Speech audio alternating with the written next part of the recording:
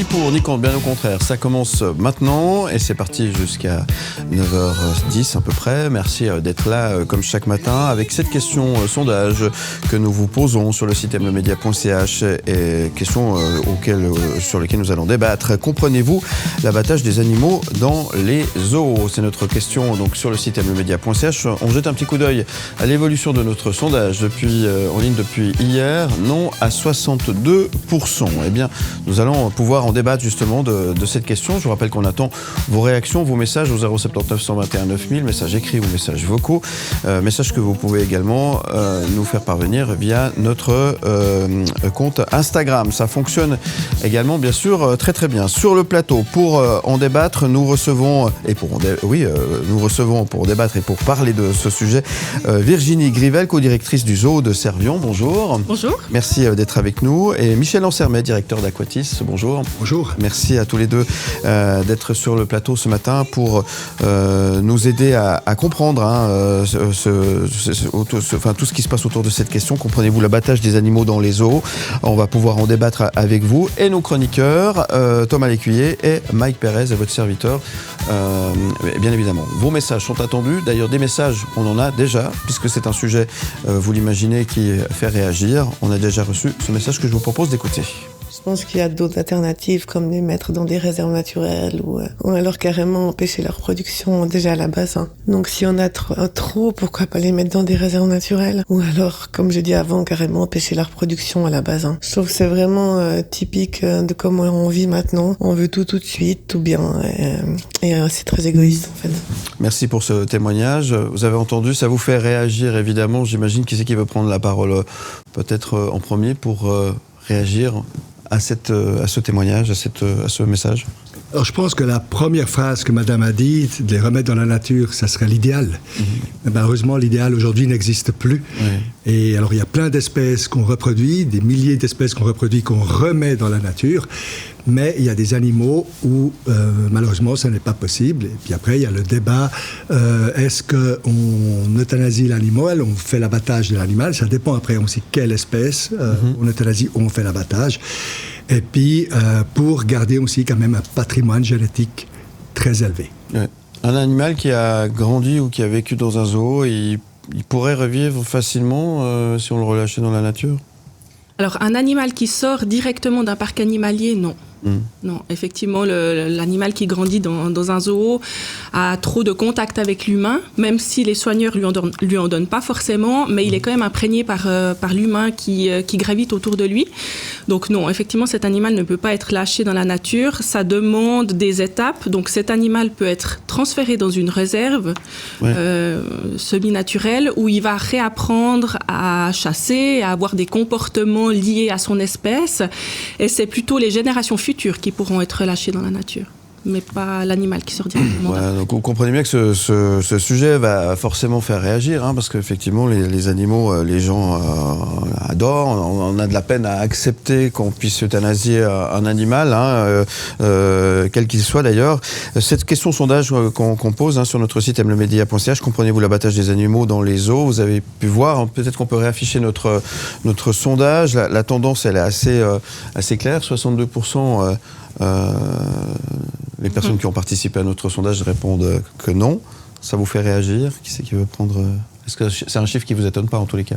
Non, du tout, parce que on est tellement focusé sur la conservation qu'on oublie la communication. Et normalement, c'est toujours les contres qui ont les arguments les plus forts. Je pense que en remettant dans le contexte la chose, ici, c'est surtout l'abattage. Oui. L'abattage, ça veut dire quoi? C'est la mise à mort d'un animal pour pouvoir le réutiliser. Et malheureusement, on ne fait pas la différence entre la chèvre du zoo à enfants ou une chèvre ou un antilope qu'on a dans un zoo qui est en surplus, qu'on ne peut pas replacer à quelque part d'autre, il ne peut pas retourner dans la nature. Et il y a en effet, l'animal est abattu dans le zoo, dans toute la règle, avec le vétérinaire cantonal qui surveille le tout, et puis on donne cet animal peut-être à manger aux félins. Et qu'est-ce que c'est la différence entre cet animal ou le petit cochon, le veau, qui a été abattu, la même chose. Et au moins, c'est éthiquement c'est clair, c'est plus net, et bien on doit communiquer et être franc sur cette communication. Et après, ça touche, parce que c'est clair que l'antilope ou un autre animal, ça va toucher le cœur parce qu'on fait de l'anthropomorphisme qui est très fort, que si je fais un abattage d'un poisson, ça passe complètement à côté des gens, parce que c'est un poisson. Avec quel droit on va faire la différence? Oui, Thomas. Oui, il y a l'histoire des orques à Antibes, là, qui sont coincés dans le Marineland d'Antibes depuis des mois, qui ont touché énormément la population, puisque le Marineland d'Antibes a fermé, c'est abandonné, et ça fait plusieurs semaines que les orques sont laissés à eux-mêmes, et ils sont condamnés, en fait, ces animaux. Donc ça touche les poissons aussi, ça touche... Enfin, l'orque est un mammifère, mais c'est quand même... Oui, c'est pas la même... Après qu'ils soient abandonnés, ça c'est un problème de gestion. Ça c'est des personnes vraiment dans certaines institutions qui sont plus commerciales et puis pas avec le cœur, avec les animaux. Ni pour, ni contre, bien au contraire.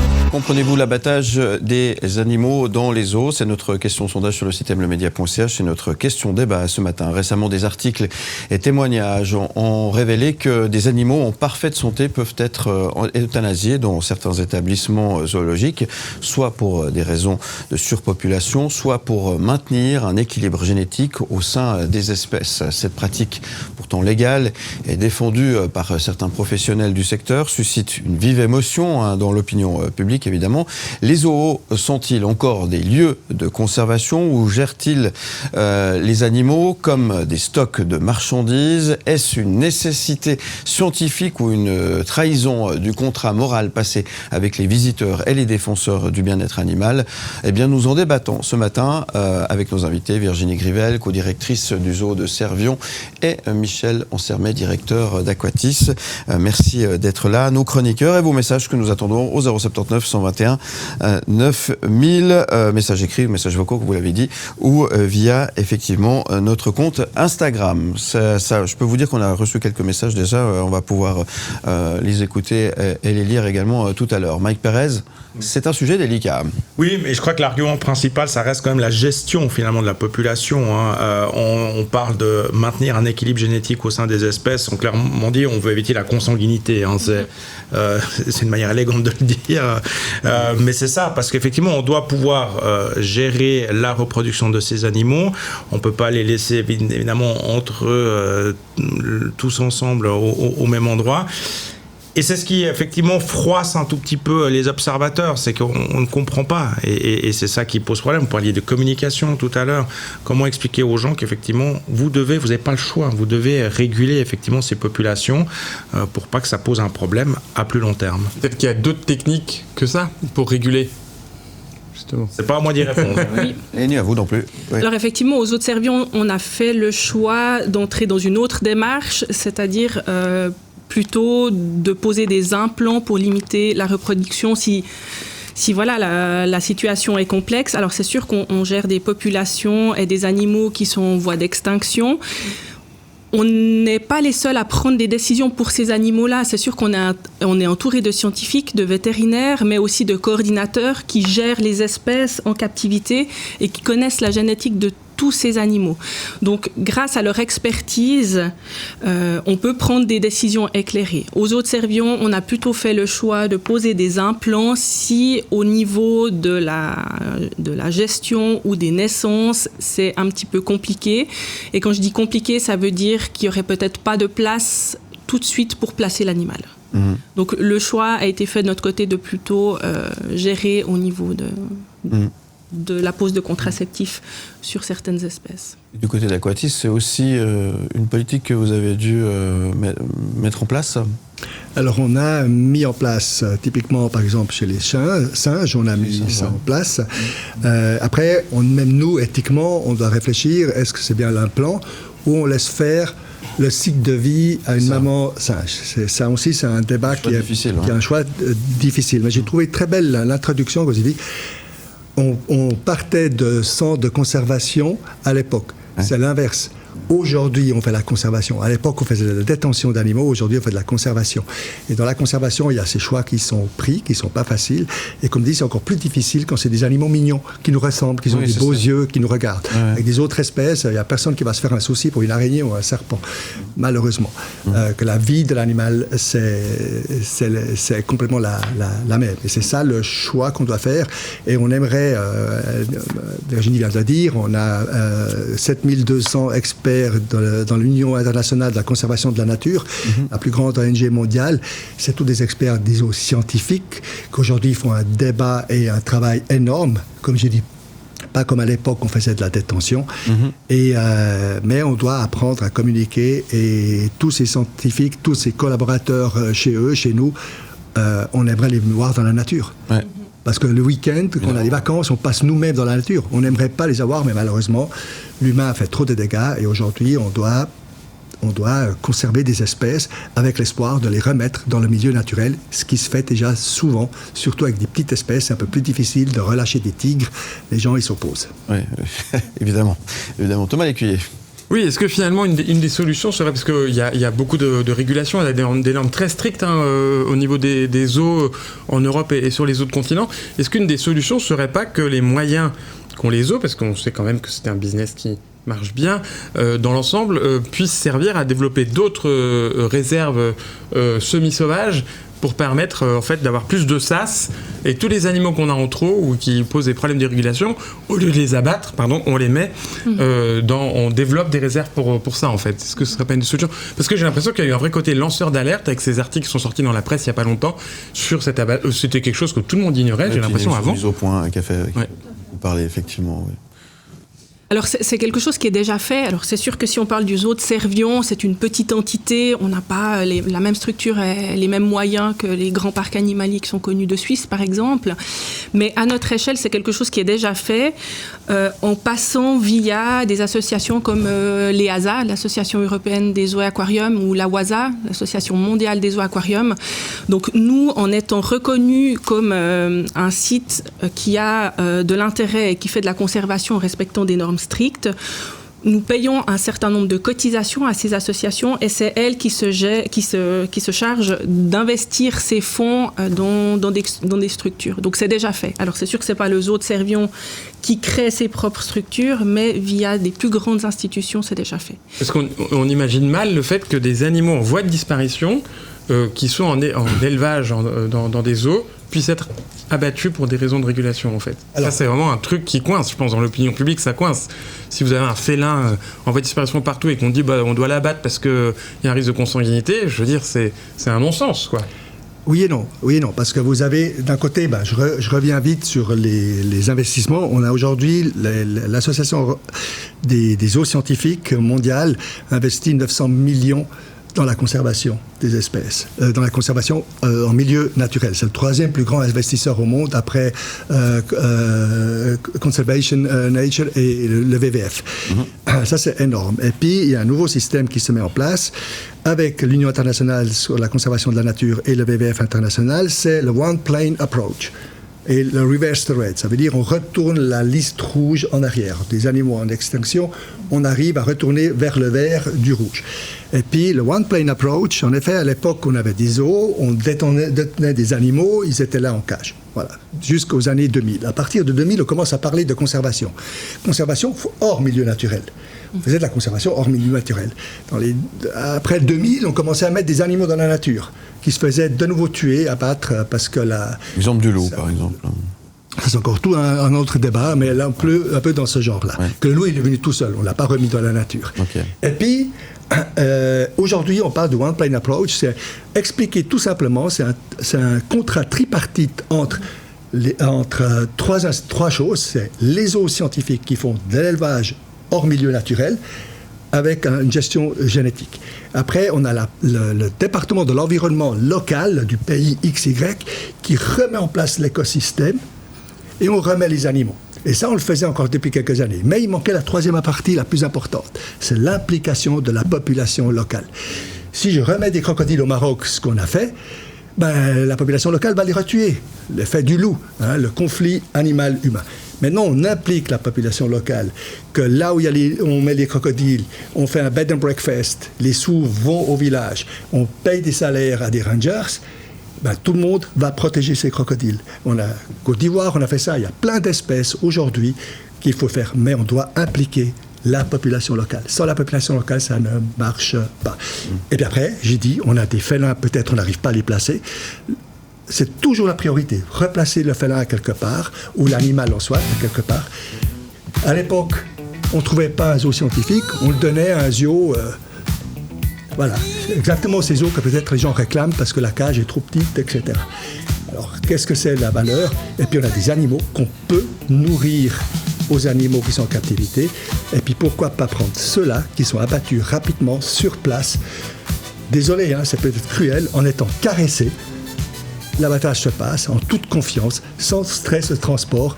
Et la vie, c'est la même. Du chevreuil abattu dans le zoo.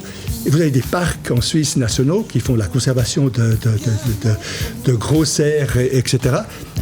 Le soir, vous les mangez dans le restaurant à côté. Il n'y a personne qui dit rien. C'était une vraie prise de conscience, en tous les cas, à avoir autour de cette question. Comprenez-vous l'abattage des animaux dans les zoos?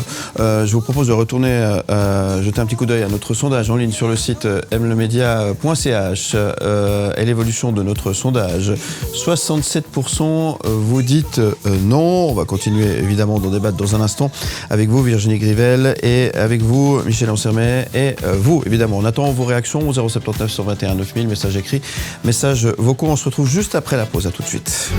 Ni pour, ni contre, bien au contraire. De retour sur le plateau avec cette question aujourd'hui dans Ni pour, ni contre, bien au contraire. Comprenez-vous l'abattage des animaux dans les zoos? On en parle avec nos invités. Virginie Grivel, co-directrice du zoo de Servion. Michel Ansermet, directeur d'Aquatis. Merci d'être là. Nous avons reçu des messages ce matin concernant évidemment cette question et ce sujet. Je vous propose de les écouter et comme ça on va pouvoir peut-être déjà y répondre et puis continuer notre discussion autour de cette question. Comprenez-vous l'abattage des animaux dans les zoos?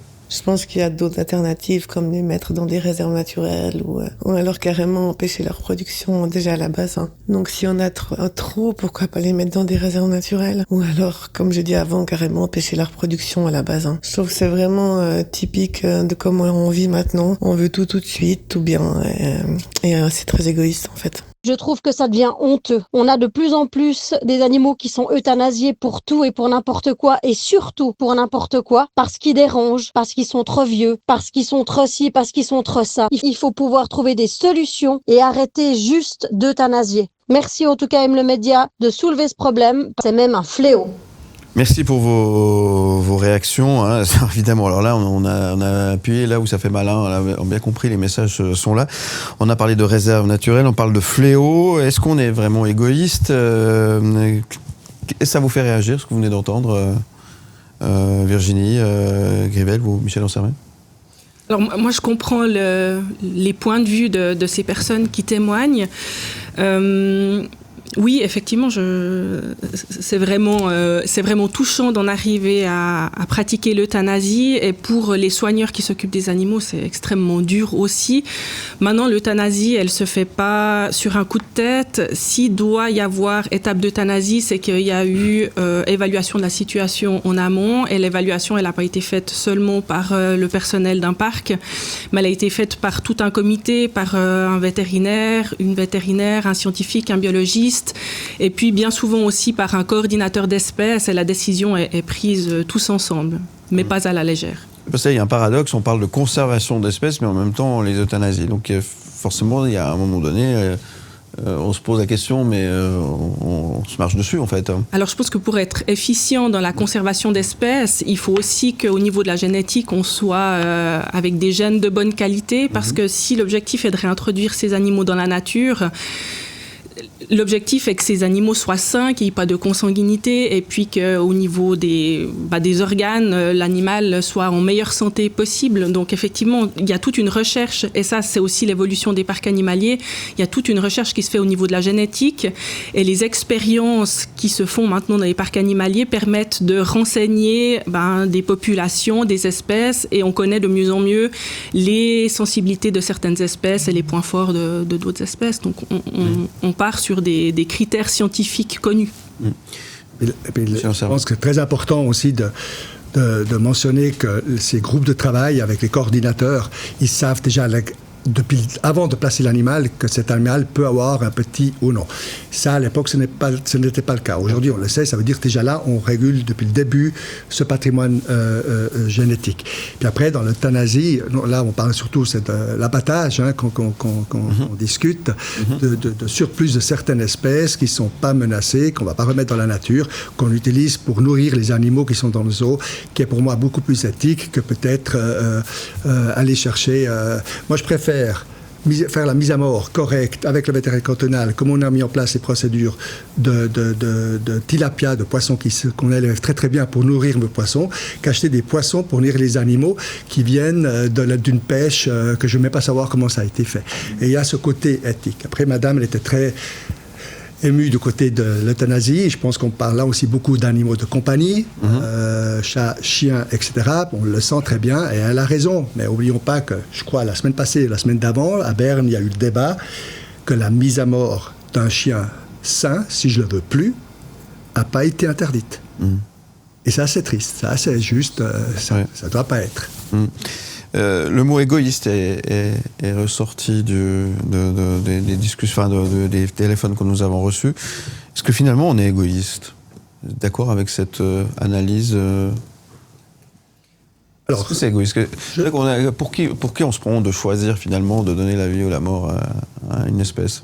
C'est ça. Alors, soit on laisse tout aller, on ne fait plus de conservation, ou bien on la fait bien pour un but viable dans le futur aussi de l'espèce. Et puis comme j'ai dit, aujourd'hui, avec certaines espèces que nous avons, qui font partie du programme de conservation, c'est pas Virginie, c'est pas moi qui décide ce qu'on fait chez nous, c'est pas moi qui décide le programme de conservation qu'on va mettre, c'est des groupes de travail avec l'Union internationale de la conservation de la nature qui chapeaute, qui aujourd'hui défend fermement les institutions zoologiques modernes avec la conservation. C'est des groupes de travail, c'est des scientifiques qui décident qui on sauve, comment on fait et comment on intègre la population locale dans cette conservation. C'est la voie de la raison. Comment ? C'est la voie de la raison. C'est la voie de la raison et en soit la logique qui est, de nouveau, mettons de côté l'anthropomorphisme. Il n'y a personne qui discute toutes les milliers d'araignées qui sont tuées chaque jour sur un mur. Personne. Mais dès qu'on parle de quelque chose qui est mignon, qui nous regarde, ça nous touche. Ça nous touche. Thomas Lécuyer. Oui, mais bon, c'est aussi ce qui est mignon et ce qui nous regarde qui fait gagner la vie des nombreux zoos. On sait que c'est un business énorme aujourd'hui, les parcs animaliers. Je veux dire, c'est les nuitées d'hôtel, c'est de la restauration, enfin de plus en plus de gros zoos comme ça font des offres all-inclusive. Donc juste, il faut absolument veiller avant tout au bien-être des animaux, à ceux qui aussi rapportent de l'argent, parce que c'est un business au-delà de la conservation. Et je pense que c'est ça qui a peut-être choqué l'opinion quand les articles sont sortis. Comme vous l'avez dit tout à l'heure, c'est peut-être aussi un manque de communication. Il faut communiquer sur ce sujet pour expliquer, il faut faire de la pédagogie, et puis surtout, il faut éviter les mauvaises gestions, parce qu'il y a des zoos exemplaires, et il y en a d'autres où c'est pas la même chose. Alors, je m'oppose un petit peu, parce que on parle souvent de zoos scientifiques aux zoos modernes, qui sont membres de l'Association européenne des zoos, de la VASA mondiale, aux zoos suisses, où il y a des codes éthiques qui doivent être tenus. Les business plans, comme vous dites, les zoos scientifiques, il n'y a aucun zoo scientifique qui est rentable. Aucun. Il y a des parcs animaliers où c'est du show, où il y a le cirque, il y a encore les places de jeu, pas des places de jeu, des attractions, des loges où on peut dormir avec les animaux et tout. C'est toute une autre chose, et c'est ça la grande problématique, que les zoos scientifiques modernes sont mis dans le même panier. Et ça, c'est ce qui est pour nous très très difficile, et je comprends les personnes qui vont en voyage, en vacances, ils se retrouvent dans ces centres comme ça, qu'ils ne comprennent pas les zoos. Je comprends, mais nous on fait tout un autre travail. Oui. En tout cas, vous ne faites pas un métier facile. Hein, franchement, c'est ce qu'on dit ici un petit peu hors antenne, c'est que c'est un métier. C'est dur de procéder à ce genre de... Ouais, c'est jamais une décision prise à la légère, et c'est toujours très émotionnel, parce que ces animaux, on les a vus grandir, on y est attaché. Mais on sait aussi que dans le cadre de notre travail, notre objectif est d'avoir des populations saines et d'avoir des populations en bonne santé. N'oublions pas que dans les parcs animaliers, on va dire grosso modo le 95% des naissances survivent. Dans la nature, on est plus à 1 sur 3 peut-être. Ni pour, ni contre, bien au contraire. Comprenez-vous l'abattage des animaux dans les zoos? C'est notre question sondage sur le site mlemedia.ch. On jette un petit coup d'œil une dernière fois à notre sondage en ligne sur notre site. 62%, ça bouge un petit peu, ça fluctue un petit peu. À 62%, vous dites non, de ne pas comprendre. On vous invite à réécouter évidemment ce débat depuis le début en podcast et en images sur le site mlemedia.ch. Toujours en compagnie de Virginie Grivel, co-directrice du zoo de Servion, et Michel Ansermet, directeur d'Aquatis. Merci d'être là. Et nos chroniqueurs, c'est Thomas qui a reçu quelques messages que nous avons reçus sur notre compte Instagram. C'est vous qui faites le modérateur aujourd'hui. Oui, et Cynthia nous dit c'est jamais une décision facile, mais il faut aussi comprendre que les zoos ont une responsabilité scientifique, ça va en écho avec ce que vous avez dit tout à l'heure. Parfois, euthanasier un animal évite des souffrances futures ou des déséquilibres dans le groupe. C'est une forme de gestion éthique, aussi dure soit-elle. D'accord avec ça, effectivement. Oui. Très bien. Autre message que nous avons reçu. Damien, lui, est plus dubitatif. Je ne sais pas trop quoi en penser. J'imagine qu'il y a des raisons complexes derrière ces choix, mais ça reste choquant. Peut-être que le public a besoin de plus de transparence de la part des zoos pour mieux comprendre ce qu'il s'y passe réellement. C'est un peu l'objet de l'émission de ce matin aussi. Alors justement, comment faire mieux ça? Parce que quand on vient dans un zoo, vous êtes là pour répondre aux questions aussi, pour expliquer. Mais, alors, transparence, mais est-ce que c'est compris? Ça, c'est toujours une autre histoire. Alors c'est qu'on doit arrêter d'éviter ce débat. On est là, on sait pourquoi qu'on le fait, et puis dans la règle, on a des fois aussi des réclamations, nous sur les réseaux sociaux, ou des mails qu'on reçoit sur des animaux ils vont pas bien du tout, etc., qui sont en face de mue. On a eu des débats comme ça aussi, parce que les gens ne comprennent pas entre ce qui se passe vraiment avec l'animal ou pas, mais on est là pour ça. Et alors là, je parle à mon titre personnel. Moi, j'ai arrêté de répondre par email. Moi, j'appelle les gens. On doit être mieux en communication. On doit communiquer ce qu'on fait. On doit faire voir la différence entre les zoos modernes, scientifiques, et ce qui se passait aussi à l'époque ou d'autres institutions où le business plan va en avant. Il ne faut pas, comme j'ai dit, confondre les choses. On doit communiquer. Effectivement. Ouais, je pense qu'effectivement, c'est la clé du succès. Maintenant, si je reviens sur l'affaire de Marius Girafon qui a été abattu à Copenhague, cette démarche, elle a été faite en toute transparence avec le public, et les personnes qui ont pu assister à cette scène étaient là volontairement et sur inscription. Donc ils savaient exactement vers quoi ils allaient et ce qu'ils allaient voir, et malgré tout, ça a fait un tollé énorme. Donc il y a quand même toujours ce déséquilibre entre on est conscient de ce qui se passe, on sait comment se passe la vie, on sait que dans la nature les animaux se font prédater, mais quand ça se retrouve face à nos yeux, on n'est pas toujours prêt à assumer tous les sentiments que ça peut créer en nous. Ouais, tout à fait, effectivement, c'est important de préciser tout ceci. On a ça aussi quand on nourrit des animaux. Vous avez des animaux que vous nourrissez avec un chevreuil qui s'est fait accidenter sur la route, qu'on donne au dragon de Komodo ou peut-être un félin. Vous laissez la tête, ça touche les gens. Parce qu'il y a les yeux bruns de Bambi qui vous regardent. Que vous lui donnez sans la tête, ça change complètement la donne. Et puis on a ça avec les poissons. Nous-mêmes, le poisson dans l'assiette, dès qu'il y a la tête, il y a de nouveau ce côté humain qui vient, cette humanisation qui vient. Et puis on a plus de difficultés. Et il faut parler aux gens, il faut communiquer avec eux et puis expliquer. Ça fait partie, mais ça doit être éthique. Le code éthique, c'est la chose la plus importante. Évidemment, c'est très important. Dernier message que nous avons reçu sur notre... Oui, effectivement, un dernier message, celui de Mélissa qui est révoltée. On nous parle de conservation, mais on envoie des animaux à la mort pour des histoires de place ou de reproduction. On ne devrait jamais normaliser cela, surtout pour des animaux en bonne santé. Que dire peut-être pour terminer cette auditrices, téléspectatrices, je vais y arriver, pardon. Oui, comme j'ai dit, désolé, le petit veau, la vache, la chèvre, tout ce que nous mangeons nous aussi, ils étaient en bonne santé aussi, ils allaient très bien aussi, le poisson allait très bien aussi, et la carotte qu'on mange allait très bien aussi dans la terre. À un certain point, alors là je vais dans l'extrême, c'est clair, mais on ne doit pas faire moralement ni du côté loi, mais surtout moralement une différence entre un animal de rente et un animal qu'on a abattu parce qu'on ne peut pas le placer, parce qu'il n'est pas intéressant pour la conservation de l'espèce, et au lieu de juste l'abattre pour rien, il les nourrit. C'est intelligent. Et puis après, je pense qu'il faut faire la différence entre euthanasie et abattage. Euthanasie, ce serait pour un animal qui a plutôt une problématique de santé ou une problématique génétique. Et puis quand on parle d'abattage, généralement, c'est plutôt lié à des herbivores qui se reproduisent beaucoup plus que les félins et qui rentrent dans la chaîne alimentaire. Très bien. En tout cas, merci à tous les deux, Virginie Grivel et Michel Ansermet, d'être venus aujourd'hui éclairer notre lanterne sur ce sujet, et puis répondre à cette question, effectivement, qui touche et qui a de la peine toujours à trouver forcément